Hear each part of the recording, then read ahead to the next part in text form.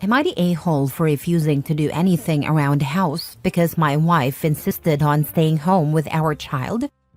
I, 28 male, have been with my wife, 27 female, for 4 years, married for 1. I'm an electrician and she's an accountant. I make about $60,000 a year and she makes about $50,000. 7 months ago, we had our first child. My wife was supposed to go back to work 2 months ago. She took the maximum maternity leave her company allows, which is 6 months, starting 1 month before labor. When it was time to resume work, my wife told me she would feel guilt and sadness if we put our child in daycare, and that she wanted to stay home with him. I suggested therapy, but she was very persistent and said nothing a therapist could say would change her feelings. At this point, it seemed like I had no choice, so I started calculating how much I would need to work to compensate for income. I usually work 45 hours a week, 9 times 5, but without her income, it would need to be at least 65 to 70 hours a week, meaning 10 hours a day, every single day. I told my wife how grueling this would be, and she tried to convince me by saying that I must sacrifice for our child, and that she would handle all the child care and housework, so I wouldn't have to do anything at home. Even without housework, it still seemed extreme, but I reluctantly agreed because I felt like I had no choice. So it happened. My wife resigned from her job. Her company policy states that if you don't come back, you get replaced, and I picked up the extra hours. My day starts with going to the gym at 5 a.m. It's the only thing keeping me sane, and then I worked from 7 a.m. to 5 p.m. Getting home at 5:30 p.m., absolutely spent. I just want to take a shower and rest. During the first month or so, my wife kept her word and took care of all the housework. But then she started expecting me to help her around the house. I would remind her of our agreement, and she would look annoyed but move on and do it herself. 2 days ago, she told me she was tired and wanted me to make dinner. I flat out refused and reminded her that she was breaking her promise. I made it very clear that she shouldn't expect anything from me when it comes to housework. She looked furious, but got up and made dinner. Since then, she has been giving me the silent treatment. I'm full of anger and resentment right now. First, she got me taking on 25 more hours a week, and now she's breaking her promise and trying to manipulate me with a silent treatment. I'm losing my mind. Now for the top comments. Your wife F around and found out. A decision to quit is not one she gets to make without 100% agreement from you. She decided to do it anyway and laid out the terms of the agreement. You are keeping up your part of the bargain by working 65 to 70 hours a week. If she wants something more balanced, she needs to go back to work, not the a-hole. Agreed. Typically, I'd be on board with supporting the household load even with a stay-at-home mom. But what OP has to sacrifice? Sleep, work exhaustion, time away from his baby and home, and any downtime whatsoever has made this an extremely selfish choice by his wife. She thought she wanted a TikTok fantasy that doesn't actually exist, and she made OP's life hell to get it. I wouldn't lift a finger either, and this is coming from a mom. Exactly. I usually say the stay-at-home mom's workday should have an end of the day too, but in this case, cooking and cleaning fall under her responsibilities, especially since she forced this arrangement. Just make sure you're still an equal parent. Parenting remains a two-person job. It sounds like she underestimated how much work goes into being a stay-at-home mom, as well as how exhausting it would be for you to cover the lost income. You both need to sit down and clear the air, or the resentment building between you will tank your relationship.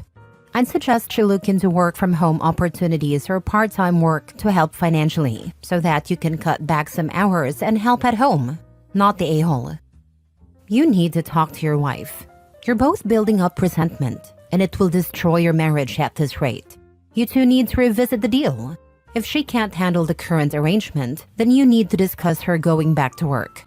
Maybe she could find something part-time, working 2 to 3 days a week, so the baby doesn't have to go to daycare every day. You don't have to work 70 hours a week, and she doesn't have to do 100% of the housework.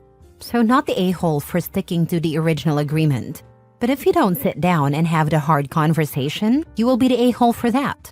This part, it doesn't matter who is the a-hole at this point. Once they're divorced, they'll both be working and housekeeping full-time. Lol. Time for a conversation. Next story. Am I the a-hole for telling my mother-in-law to handle her son because I'm done with him? My husband has caused many problems for me and our family, and I finally found the courage to get up and do something about it. Apparently, I'm being treated badly because I decided enough was enough. My husband has a serious gambling problem, just like his father did, and has followed in his footsteps.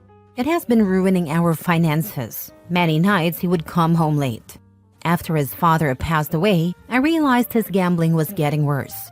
He would miss dinner, come home drunk, which scared the kids, and barely spend any time with them. I talked to him about his problem and told him he needed to get help because it was ruining our lives. Of course, arguments sparked because he didn't think what he was doing was wrong. He would tell me that I was the problem, but I knew I wasn't. I was just trying to help. It was affecting our kids and I couldn't stand it. The best thing I could do was leave. I'm staying with my mom for the time being. He would bet on games, losing or winning money, but it was destroying our stability. I told my mother-in-law that she should at least try to help him get on the right path because he wouldn't listen to me. She told me I needed to suck it up and fix it myself. I was shocked because I didn't expect that response. It was rude, considering I was actually struggling to find him help. I was stupid to think I could rely on her. Maybe that's why his family is upset with me. The only reason I told his mom was because she had said, if he's going through something, call me. Now I'm being shamed for doing exactly that. Some of my husband's family thinks I'm the a-hole because I'm thinking about divorce. Financially, I'm struggling, and I don't want my kids to see their dad coming home drunk and angry. I called my mother-in-law again and told her she needs to handle her son because I'm done. Am I the a-hole? The fact that you've let it go on for this long is what's concerning to me. You've been shown for countless years that help is not coming, and you stay trying to make it work for reasons I do not understand. I understand. It took this long because I had just given birth to our son and was going through postpartum with no help.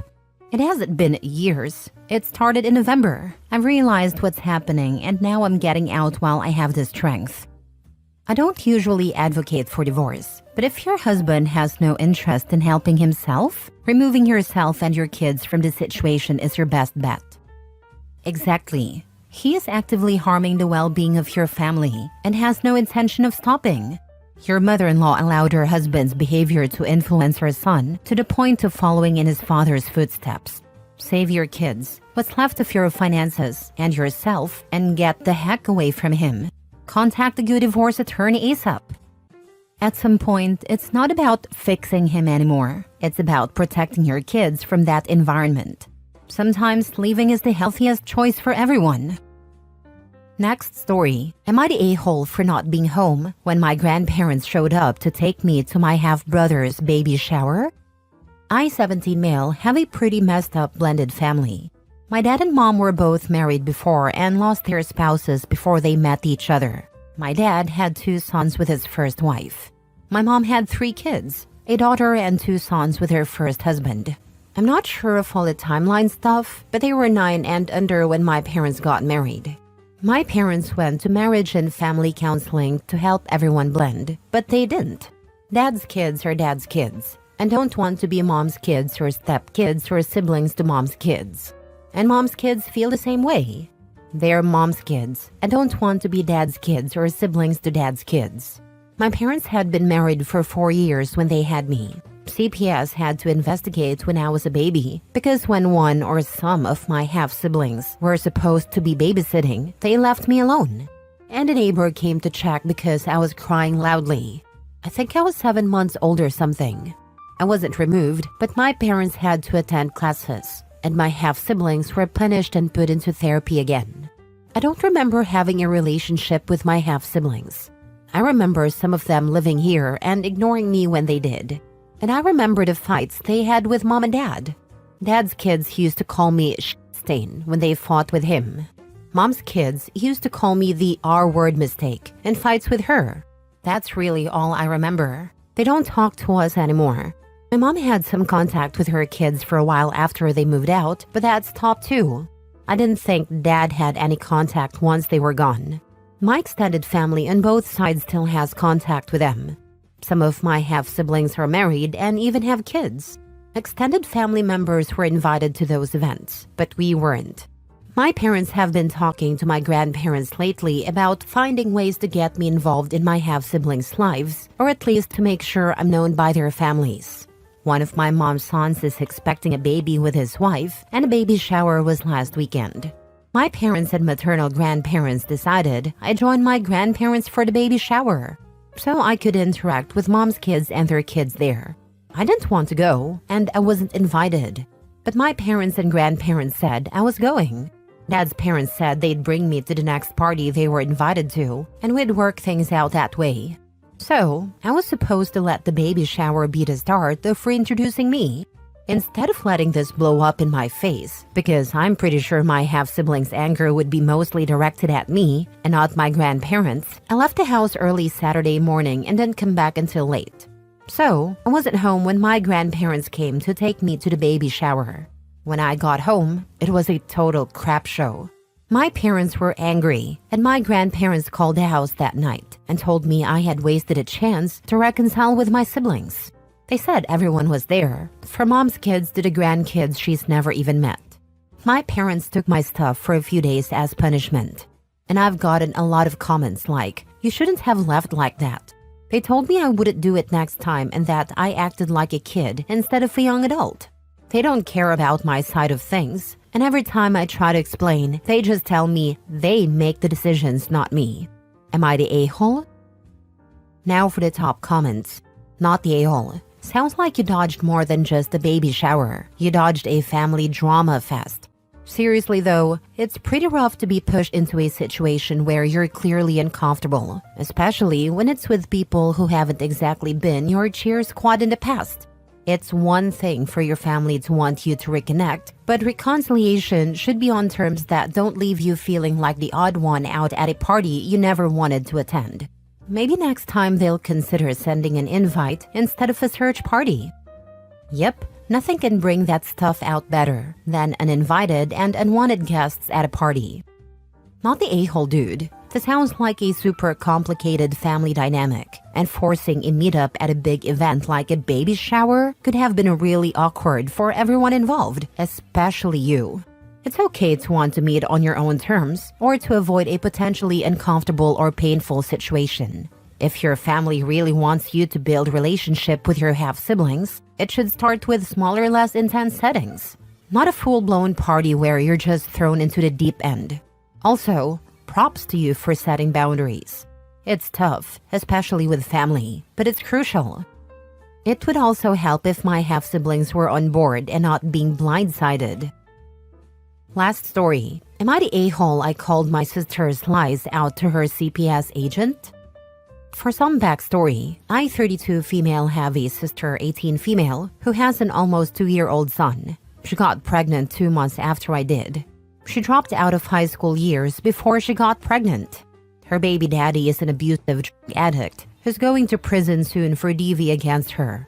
She also has an open CPS case that's been ongoing for over a year now because she has no job. Took roughly 6 months just to get food stamps, after I kept nagging her constantly and had to hold her hand through the entire process, and relies on friends and family for basic necessities, like diapers, wipes, rides, and before she got food stamps, food as well. Just recently, after nearly 2 years, she finally got her son enrolled in no/low-cost childcare, thanks to CPS helping her with a referral. With family help, she's planning to enroll in school in April and get a part-time job within walking distance in the meantime. I felt like all this backstory was necessary to highlight how she's a mother, but still acts like an entitled child, relying on everyone to take care of not only her, but also her son, hence the CPS case. Anyway, I bought a new car when I got pregnant with my second child about a year ago and gave her my old car, adding her to my insurance policy to try and help her and her son. She had stolen and crashed our grandpa's car about 2 years before that, so in hindsight, I should have expected what was going to happen. She had my old car for roughly a year and ended up totaling it 2 months before it was officially paid off, and I was going to transfer the title to her name. She ran a red light and crashed into another car, never paid the fines she owed or took the required driving class afterward, So now she has a suspended license. Fixing that was supposed to be one of the things she'd work on once her son got into daycare and she got a job. It took me a while to forgive her for totaling the car and to get over the fact that she doubled my monthly insurance rates. The other day, she texted me saying she could meet me at the nursing home where our grandparents live. I usually pick her up to visit them weekly. I was like, huh? And she explained that her friend's mom was out of town and letting her borrow her car. I immediately told her this wasn't a good idea. If she got pulled over with a suspended license, no insurance, and her son in the car, she'll go to jail. The car would be impounded, and CPS would take her son. She said, well, CPS is here right now, and they said it's fine. Again, I was like, what? I know she often omits important information when she is trying to finesse people into getting her way, so I didn't want to see her screwing up her life even more.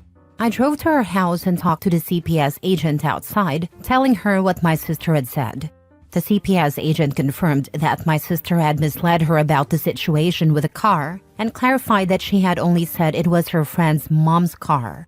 The agent went back inside and told her exactly what I'd been trying to warn her about. That if she got pulled over or into an accident with a suspended license, no insurance, and her son in the car, she'd go to jail, and CPS would have to take her son. The agent added this to her file. My sister said she wouldn't drive it and would have her friend come get it. Now she's mad at me for meddling in her life and talking to the CPS agent behind her back. She isn't speaking to me. I understand why she's upset, but I don't think she realizes how I was trying to save her from making a huge mistake. Am I the a-hole? Not the a-hole. You did what you thought was best, considering the well-being of both your sister and her child. Your sister has a history of making poor decisions, and you knew that allowing her to drive without a valid license and insurance, especially with her son in the car, could result in serious consequences. You didn't do it out of malice, but out of concern for her and her child's safety, as well as the potential impact on her CPS case.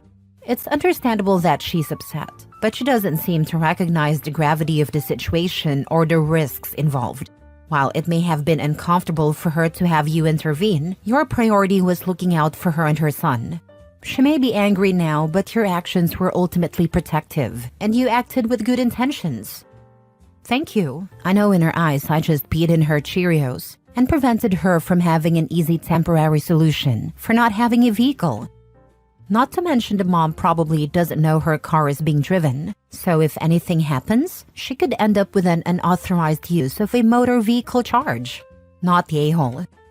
This was exactly my thought. I told her there's no way anyone would let her borrow their car, knowing she has a suspended license and no insurance. If she crashed it, they would absolutely claim she stole it to cover themselves.